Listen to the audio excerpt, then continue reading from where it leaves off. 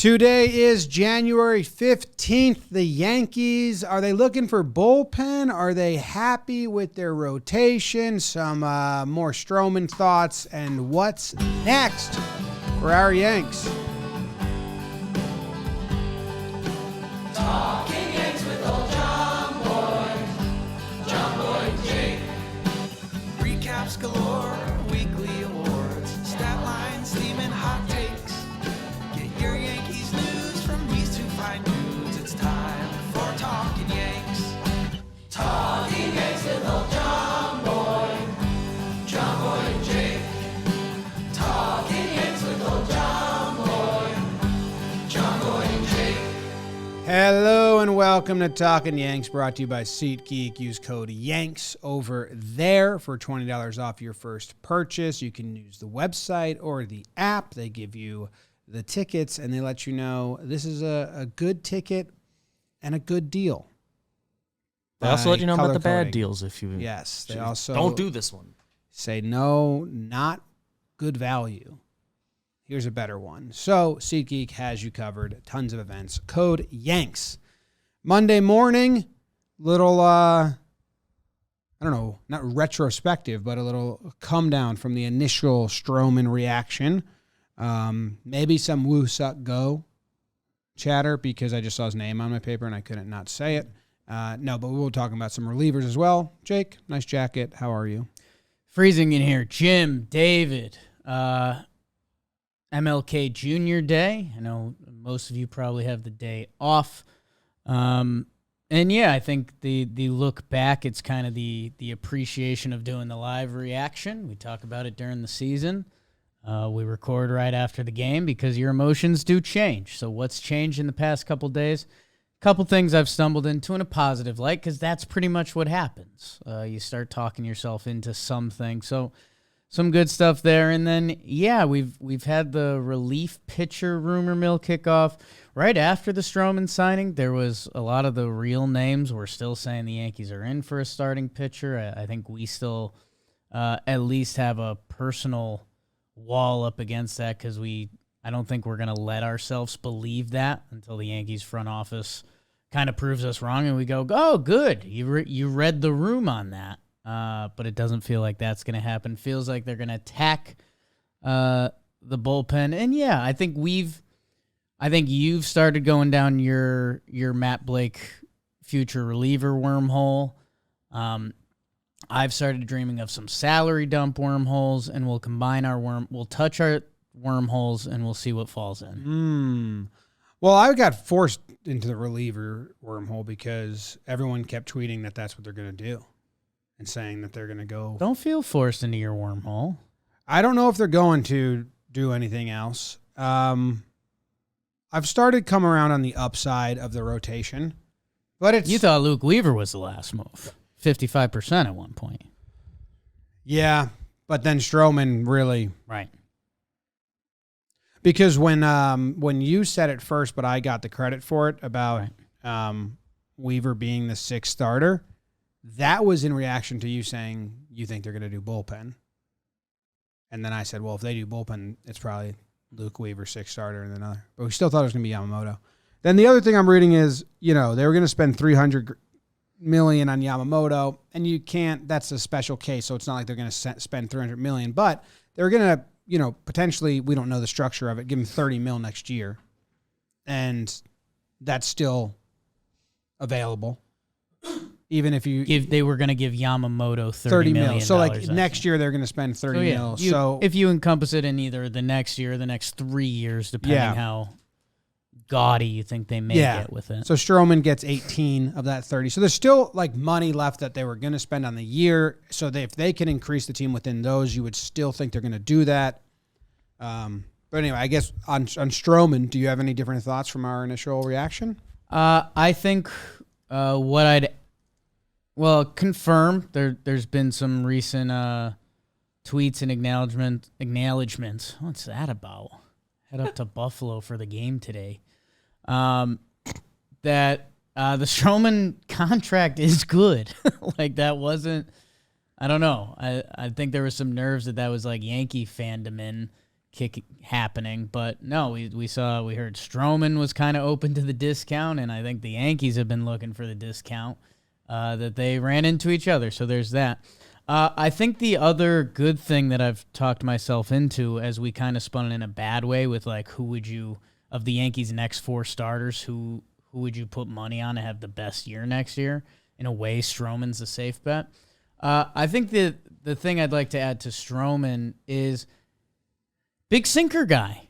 Like, I know we normally lump Matt Blake with the power sinker guys that have been coming through the bullpen, but Marcus Stroman's been pretty much a 40% sinker guy per year. It's his, like, you know, his A pitch. And anyone that can get in the lab with Matt Blake on that, I'm excited for. The other thing, his slider has really good movement, but he only threw it about 7% of the time. So I think what's going to be interesting is he throws a slurve a lot, but we know the Yankees don't like that.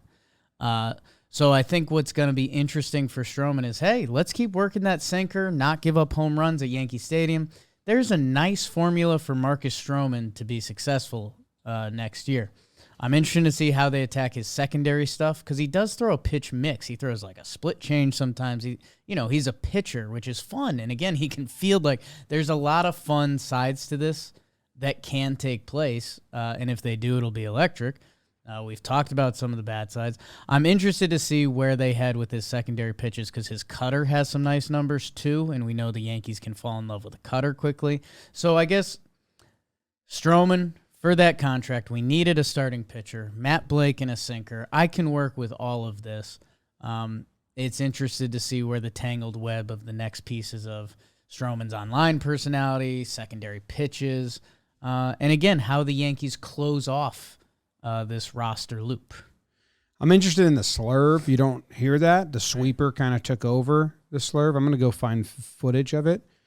He does have like a ton of pitches, but he's a 2-pitch pitcher to righties and a 3-pitch pitcher to lefties. And then his fourth is like, could be 4 different pitches that he throws like 7% of the time or less. But to righties, like 85% of his pitches are the sinker and the curve or slurve. And then to lefties, it's just sinker, 2-seam, and cutter. So, like, on the whole, sometimes you look at his mix, and you're like, oh, wow, this is like a David Cone. This is like, who was the other guy they got that we liked because he was like David Cone that threw like, Bassett. This is like, inventing stuff on the go. But he's like just going his third pitch of the day, which isn't going to make up for a lot of pitches. Yeah, which I like better. The righty numbers stand out. I think lefty, it's more open book. I mean, he had 4 pitches that he threw over 100 of to lefties. So lefties, he's kind of a kitchen sink pitcher, where righties, he's really coming at you with 2 pitches. 41% of the time to lefties, it's the sinker, and then 17, it's the cutter, and then 13 slurve, and 12 split finger. Yeah. But Trev told us that if it's under 15%, you act like it doesn't exist. Right, but I think the point is if there's that many pitches, I think Trev used that example if it's like a 3-pitch guy. Like Yes, I think he's just those combined pitches, he's throwing more than 50% of the time. I wonder if it's per game, like a Monty situation. Like whichever one's feeling good. Be fun Feels it out every week. And fun to learn what Stro looks like on a day-to-day and what the Yankees think they're going to tap into more. When I saw the vertical movement on the slider, I was like, okay, that feels like the 2 pitches that are full Matt Blake masterclass. But yeah, like the slurve was kind of like the Sonny Gray big curveball that's going back to Larry Roth, so we're probably good on that. But yeah, let's see how they mess around with that. I'm going to look at some of his slurves right now. I'm going to look at some of his slurves right now. Threw 505 slurves last year. Should I find a swing and a miss? Slurve stimulator. Pitch result, I'll do like swing and a miss or strike. Show the best ones. Or called strike. I just want to look at good slurves. Slurves how he intends the slurve to be. 173 swinging strike or called strike. Orlando Arcia strikes out on this one. Ooh. Had a good year. Good camera angle. Glad I clicked it. Oh, okay. I don't understand why that's a slurve. It looks like a bullet slider. Yeah, I mean, it still averages 85 miles per hour. So it's just got to be something. I think it's just because it's more vertical. Something nerdy with the spin there. Yeah. Or like like you're saying, it's more vertical than it is right to left. So maybe that's why it gets the slurve. Sometimes it's how they throw it, so then they call it that. Right. All right. Slurve. We got slurves and sweepers. That's cool. Sinkers, slinkers. Tons of pitches. Slonkers. No slonkers. No slonkers. Yet. Yeah, it's a weird pitch. It's kind of a changeup. Doesn't move that much. It's like a little break, but not The arm slurve? side. Yeah. It's got some down. Yeah. But if you're calling something a curve, I usually expect like a hump on it or like a big movement. Is this playing or no? Not playing. That's what I'm saying with the speed. I think you think slurve and you think 75 miles per hour. I mean, this is 85. This is Yeah. Well, I'm just saying it's just kind of like a little. Yeah, that one backs up a little bit. Yeah, it's just like a little And dip. I think the camera angle didn't help there. The first one we watched, that's I think people would just say, "Oh, that's a slider." Yeah, that's what the first one looked like. Yeah. Yeah, it looks like he just gets corners on it. Might as well. It's pretty cool. No reason not to. Get up Stro. He's our height. All right. Fields his position. Lefty. Nice little pitch. Okay. Does his 2 seem like run? Was it like a Maddox one, or is it like Two-seam run. I feel like he's a late break guy. All of his Dodge pitches kind of barrels. come in. dip? He's a weak contact. So you got like your Clay Holmes sinker. That's like a sinker. Like that's got Turbo to it. sinker. Like it's going this way and then it turns almost like a breaking ball. Britton, same way. And then you got your Loizaga sinker, which is just like run. Like it just keeps skidding that way. Wonder what his is. But I'm excited. Can't you hear in my voice? I think that, and I was reading a bunch of people's opinions, I do agree that like this Yankees team does have a high ceiling. Oh, yeah. If all the lineup I like, the the defense and the maneuverability in the bench right now I like. Pitching, if everyone has, an above average season for their career, not even career year, just an above average season according to their stats in their career, I think they have a pretty nice ceiling on them. I mean, average season. It's just if the depth gets hit, God forbid Cole goes down. Right. And Stroman and Nestor and Rodon have all injury history. So, like, they also have a pretty low floor on the pitching, and that's the scary part. Right now, for me, the lineup looks solid. I have been, and I'll get into it in a minute, I've been daydreaming that a veteran bench piece again, just because, it's January. Right now, Stanton is penciled in the lineup, healthy and potentially performance-wise. Like, at some point, that's going to happen. Another guy's going to get hurt. So, right now, the depth on the team is scary. But if you look at the Yankees lineup right now, Fangraphs lists the final 3 hitters as Stanton, Volpe, Wells, which that feels like a video game joke from January last year. And then, Gleyber Torres, that's something I was daydreaming about today, was like contract year Gleyber. He's 27. Him and Soto are boys. They're FaceTiming on his stream. Mm-hmm. So Gleyber, like, having fun with another player. Wow, is Soto going to bring the doing fun out of Gleyber? That'd be fun. Contract year. Gleyber's in the content game now. So, we're in full-blown daydream season. And the biggest thing is they got Juan Soto, who I was in Jakey Butterknife's mode Friday, and you can chop those numbers up any way you want.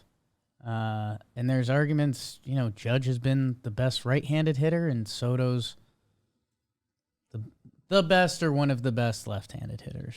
So, not to mention that, like, his spot, I know he's not looking like he's going to play a lot of left field, but use left field as the example. They're going from the worst left field production to you added Juan Soto. Everything Not to was the mention worst. Verdugo is better than what they had and all all of that. But yeah, I mean, coming off of last season where I kept hammering the hitting's not there, the hitting's not there, the hitting's not there. The hitting's kind of there. Right now, for me, it's starting pitching depth, obviously, and the high-end bullpen stuff, which I think kind of leads to what's been the conversation in Yankee land. They I think are going to get bullpen. Okay. But I don't think they're going to go get a free agent bullpen guy. I think they're going to try and trade for a guy with options and years, much like we've seen them do a lot in the past. We were naming him before the show started. But Wandy, when they traded for him, he had 2.5 years left. Or basically, it was an early trade, so kind of 3 years. Essentially 3. Clay Holmes, 3 years left on his contract, traded for him. F. Ross, 4 years maybe when they made that I think trade? 5. 5, a lot. Just started, yeah. Because the problem I have is they don't have much to offer via trade right now, at least in my from my perception. Right. Team could be really hot, but if you go find a guy like that, like Efros he was becoming a stud for the Cubs, and Right. Clay Had Holmes a great start to the Clay year. Holmes wasn't their closer or their eighth inning guy. They didn't really know how to use him. So there's pitchers like that they say we can Matt Blakeify him and go get him. And they have a lot of relievers coming off the books. So Right. even if this happens for, a Pereira and a Double-A guy, like what was the Clay Holmes? It was Hoy Park and Diego Castillo. people that weren't really top prospects until the very end. 2 guys that were having good minor league years Yeah. and they capitalized. Yeah, way sell high. So they could still go pay for a reliever somewhere else or pay something, but I've kind of been like, I think they're probably working on a trade like this.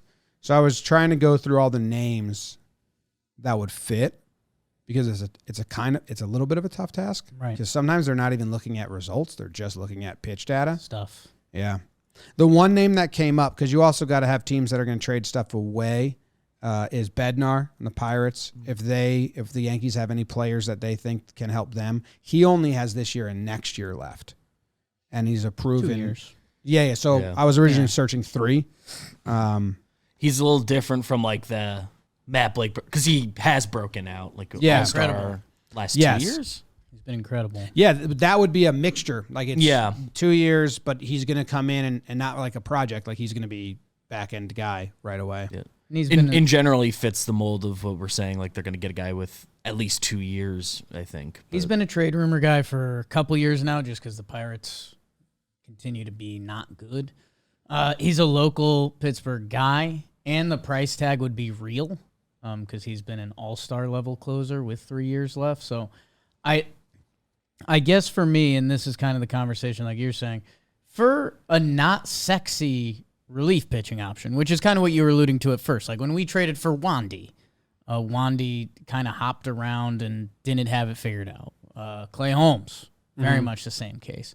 Efros was kind of the opposite of the Cubs. They were kind of cashing in on him becoming a guy. He dropped down his throwing motion. He's 30 years old, and the Yankees would basically have him till he's 35, which is nice, and I hope that happens because if you remember, the bit of Scott Efros was pretty fun. I guess for me, what's not connecting is for the Yankees and what they think their formula is, they still need another high leverage guy. Because Bednar would fit. Bednar would fit, but again, that's a price tag. Like you're paying up. You're giving farm pieces, real farm pieces for that. That I don't know where Pittsburgh wants, and I mean they've turned down a lot of David Bednar offers in previous years that I don't know. I doubt that would be clean.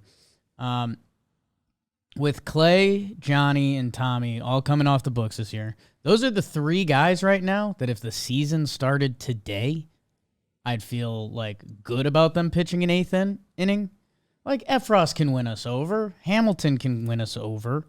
Yankees like make a new guy every year, so someone will come along. But going in, But let's say one of those 3 gets hurt in spring training. Now you have a 9th inning and an 8th inning guy, and I don't know if, Clay Holmes has been very good, and he probably deserves a little more love, but he's never felt true closer, and it's a little bit rude. I openly admit that. Clay Holmes has been good. He deserves to be labeled as the back end, and he is. But I don't know if we're going into the season with depth and pitching concerns. And then, I don't know. I mean, we've seen Tommy Kahnle at the end of last year was getting rocked.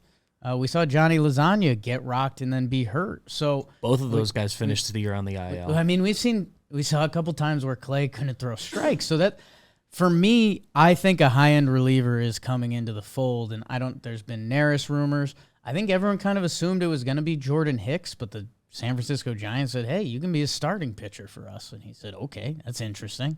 I made 8 starts in my career.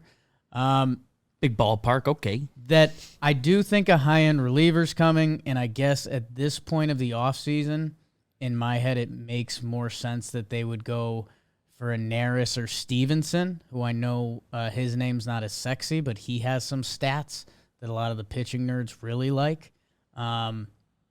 That I do think the play there is in the free agent market, just because even if they do the Yankee trade that you're suggesting, which I think is very on the table, if the Yankees see a valuable 2-3 year reliever, I think Matt Blake and everyone in the organization has deserved the credit to go get that guy. It's not like you could still pencil that guy in for the 8th. You know what I'm saying? Day one. Like if we're looking at Yeah, I don't know. They Hamilton traded for types. Holmes and kind of had an idea with him. Some other names that popped up: Hunter Harvey on the Nationals, looking for guys that are 2-3 years left and on teams that would probably trade for Be assets. willing to move a reliever. He's had some good years. Sure. JT Chargois Shags.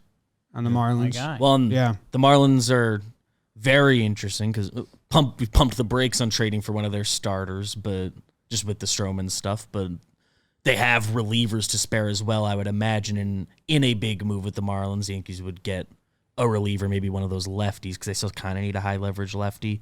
Respect Victor Gonzalez. But, AJ Puck, too much hair. Andrew Nardi, Don't. name sticking out to me. But the Marlins have some options there. Shags. What else are you seeing? Who else is on your radar, Jim? Kind Kind of like the Aaron Boone event should be on your radar. That's on my radar. It's already on ours, but it should be on you if you're listening right now. You like talking Yanks? You're listening to us talk Yanks. You can see us talk Yanks with Aaron Boone. That's right, the manager. Ask him, hey, we need a reliever. Not a good question, but He doesn't sign guys. at Downtown Social in NYC, doors open at 6:30. Talking Yanks starts at 7. There's a limited amount of VIP. We've already sold. I think there's 3 tiers. We sold out of 1.5 of them. How could you sell out of 1.5? Go click the link in the description. Go get a ticket today. It's January 29th. Us, Booney, BBD will be there. There'll be some other JM celebs floating around. Joe's, Canobio. You think Joe's isn't going to be there and say Joe's hi to gonna you? be there. Let's go. Boone will say that to Joe's because that's all he sees when he looks at Joe's. The day we're recording this and you're probably listening, 2 weeks from today. You got time to figure it out. See you guys at Downtown Social. Go get a ticky.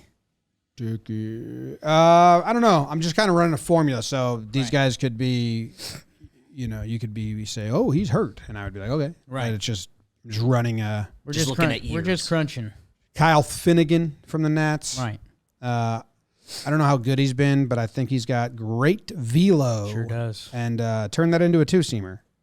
Just find a guy that's got great velo but does not throw a 2-seamer or a sinker yet, and you're good to go. Or does and hasn't figured it out yet.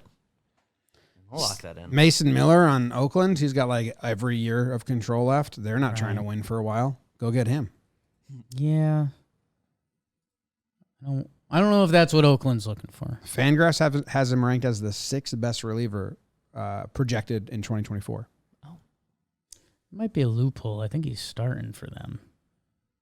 Listed as bullpen right now on roster resource. He's listed as their closer. Yeah. One of 2. And then I don't know. There's too many teams that think they're in the playoffs, so it's very hard to find guys that are going to like make this trade unless they really want. You're not going to make Peraza for them, so it'd be like Pereira would be the 40-man. There's sometimes like guys in the tier that the Yankees look for in this category, like good like teams that think they're in the playoffs are not like unwilling to move that guy necessarily. Yeah, if they It just want. depends a guy. on the move. I don't know what the Yankees would have to offer that would entice them, but any team can like any specific prospect. There was another name that popped up, but I am blanking. But a trade of that sort, I'm expecting them at least trying to make right now. I'd still love if they went out and got Neris or someone like that goes instantly into the back end, or a starter. Aroldis Chapman, free agent. Go get, Dylan Tate shows up, Chad Green shows up. Colin McHugh. No, he's out. Jordan Romano. Ooh. No. TJ Antone. Reds are going for it. He's nasty. There was another red that popped up in the bullpen. You want to tell the people that you were in on Josh Hader for 5 minutes? I was in on Josh Hader for 5 minutes. And then I realized how much money Hader was asking for. And then I went out, and then I think they're going to try and trade and just I think they like their bullpen. I think they like their ability to just grow bullpen. And they should. They're the they best probably team at have building on the Hamilton fly. being an eighth inning guy next year. I mean, there's a world where he is. There's a Yeah. world where he's not a part of it. Yeah, but they live in the good world, Right. so they like that. Who was the guy? There's another guy on the Reds that came up in the search. I'm blanking on now. I mean, right now, as it's listed on Fangraphs, Marinaccio's in the pen. He's got one more option here. Ian Hamilton has an option. Efros has all three options. So they do have some guys that can go up and down if they need it. I guess for me, there's still not even a ton of up and down guys. Like they added those two Cleveland guys, which Matt Blake obviously likes. Cody Morris and Cody Poteet. But, those guys can ride the bus, but I don't know. You're a couple injuries away from no bus rides. Matt Crook, Nick Ramirez. Always Matt Crook, always Nick Ramirez. I love those guys. Yeah, I don't know. I just think normally we look at the Yankees bullpen and there's 4 or 5 guys that you're like, okay, they'll be getting some eighth inning holds at some point and we'll like that. And I don't know if I'm seeing that. Well, me neither. The other, Man, you could look at this roster, or you could look at the pitching situation, not the lineup, and you could. I mean, it really depends on what type of person you are, I guess, right, or how much you've been battered down by like the Yanks from last year. But like you could look at it and see glass half full and like high end. Like there's fans that fucking still love Loaizaga, and maybe they should, and say Clay Holmes is one of the best closers. He's just not, Chapman when Chapman was really good, or Rivera.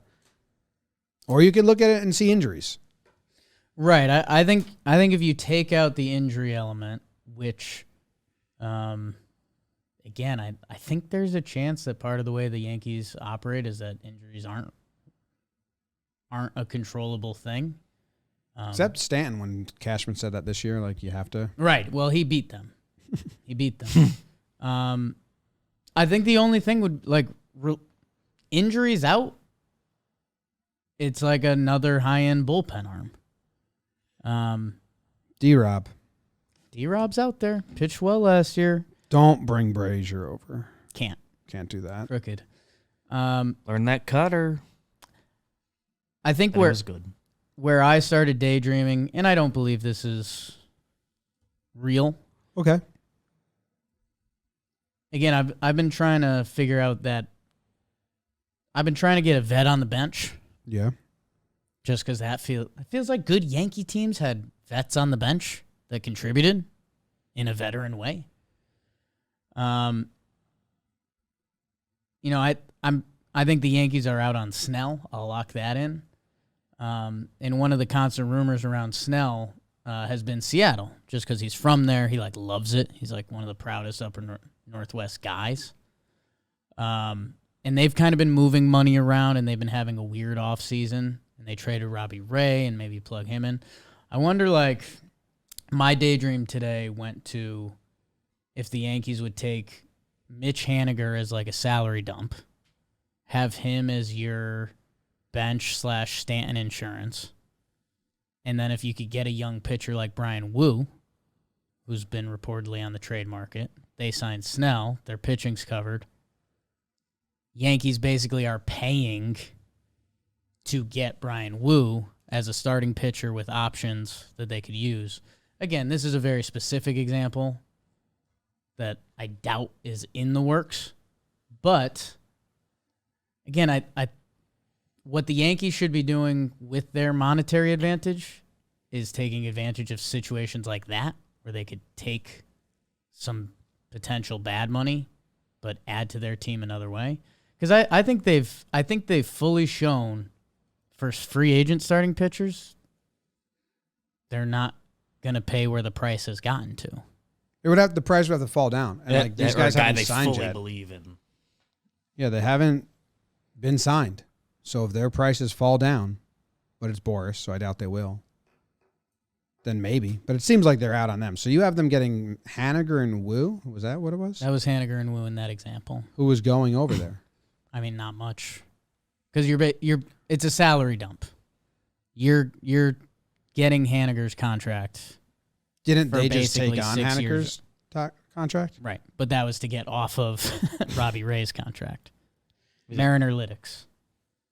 They saw what the Braves did to them, and maybe they try it for themselves. Maybe they flip Disco again. So I think there's going to be a free agent bullpen sign, and I think there's going to be a trade that brings in a pitcher, whether that's a reliever with options or a starting pitcher with options. Haniger on your bench. I mean, you need an infielder still there. Haniger specifically. Peraza? The vet on the bench, Well, you I need think, has to be an another one. infielder. But Why do you need another one? Four guys on the bench. I think 2 guys in the infield to get hurt. If you want to pinch run or Waldo plays the infield too. well, he would be out if Haniger comes in. Right, but you call him up if someone gets hurt. Yeah, I think in game or speed, like a bench ability. suppose that new bat could be infield or outfield. Doesn't full matter. In my head, infield makes Or more sense, like 60-40. Grisham's your bench outfielder. Peraza or Cabrera can be your bench infielder, and then other bench spot. Yeah, I have that other bench spot, like needing to be a util guy, Could be. like Cabrera. I think they value that. I think they like their bench, and they're not looking for the hitter you're looking for. but like we've talked about, having the 2 kids on the bench is a little wasteful. Like Peraza needs more reps. Oswaldo needs more reps. Start Cabrera in AAA and have Pereira be on the bench. I doubt he needs more reps. Again, young guy. I'm guessing we're going to see spring training invite Matt Carpenter type story where it's like, ooh, is this vet going to win the job? Which, in my original story, I just replaced with a salary dump of that vet. But they'll be looking for value and someone that signs for 1.2 mil. I think they're gonna like. I think they like their bench. I don't think they're Okay. looking for any more bats. I think they want to get. I think they're hoping a starting pitcher falls down to a range they like, or they're gonna go get one reliever, and then call it a winter. Yeah, I think they're going to add something, because right now, if there's an offensive injury, Yeah, which the team has Stanton on it and some other guys that have dealt with stuff, who would be the first guy called up? who'd they sign? Oscar Gonzalez, Pereira currently not on MLB roster. Pereira or Oscar Gonzalez. What about an infielder? Well, they have 2 there, so I don't know. I think they would call up the need and then have Peraza and Cabrera. Jeter Downs, calling him up. No, I don't know if they'd call up, like, you would need 2 infielders to get hurt. Because you have Peraza and Cabrera, if they're both around. They're going to be your 2 replacements. Well, Or if one of if them- a guy gets hurt and goes on like Didn't the you just say they IL. need another infielder? On the bench, well, I think if they're injured, then they just call up the best bat in the minor leagues. Or, like, whoever's temporarily available. I mean, you've seen them play this game. They don't really plan for that. I mean, they originally did. That was originally DJ's whole signing. the Matt Carpenter experience was a win for them. Yeah, that was middle of the season that started. It's early May. Yeah. I think they like their bench. I mean, Rortvet comes up, catches Cole for a day, and then they send him back down. Fresh legs, Ben. Bubba Thompson, they got a guy named Bubba Thompson in AAA. Fast. They're people are sorting out who's got options, who doesn't. There's rumors Rortvet might actually be out, which is hilarious, and they need to figure something out there. Out of options. Rortvet's going to get an option. If we're being, the fourth option rules are always very weird because there's kind of no reason Peraza should have one, but it sounds like he does because he wasn't hurt either of the last 2 years, any last 3. So it's weird that he got one, and if Rortvet doesn't, he was hurt. Eventually we'll get some clarity there. There'll be something massive Cashman whenever he first talks at spring. Kevin Smith and Jeter Downs, MLB experience. They probably say we'll call them up for a stint. Jeter Downs might be gone tomorrow.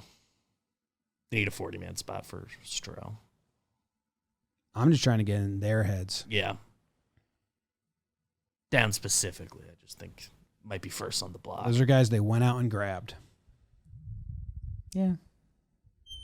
Grabbed Luke Weaver. They got Stroman. They're 2 pitchers. They said they Got their needed 2 spots pitchers. soon. Got their 2. I think they're going to get a reliever. I think they're going to do one more thing. And then they might be like, send a message out and say, we're good. Maybe West Boone. Game time. Go into spring training with nothing up for debate. That's what they want.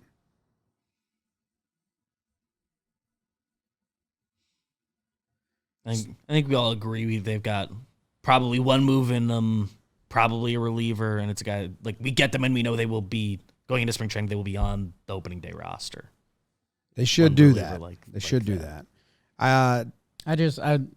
My asterisk there is spring training with where free agency's gotten to.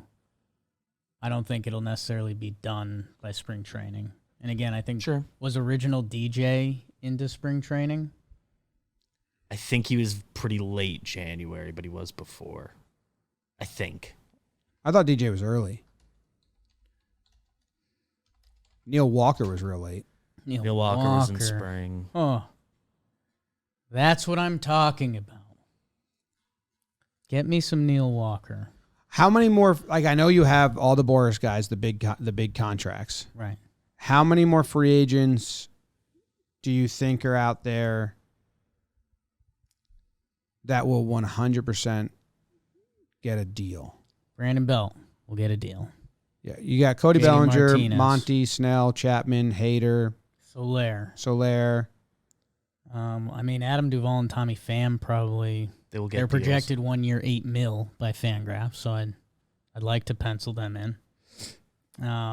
Cleaning up the earlier DJ question, he originally signed with the Yankees January 14th, 2019. Clevenger, Lorenzen. Whit Merrifield. Clev will get a deal.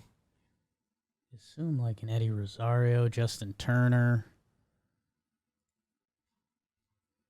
Why is none of this happening? Slow. Turner, I guess, has to wait on Chapman. Brandon Crawford. Feels like you either know you're potentially in on Chapman's price or you're not. So just remember go my get Brandon Turner. Crawford day? You wanted him? Yeah. Cole's brother-in-law. Oh, yeah. Veteran. That's because you saw them playing catch at Christmas time. Veteran lefty. Infielder. It's a lot of guys that need to get signed, I guess. Gio Urshela. He's on the Mets. He's on the Mets, sadly. Garrett Cooper's a free agent, Jim. Pick him up.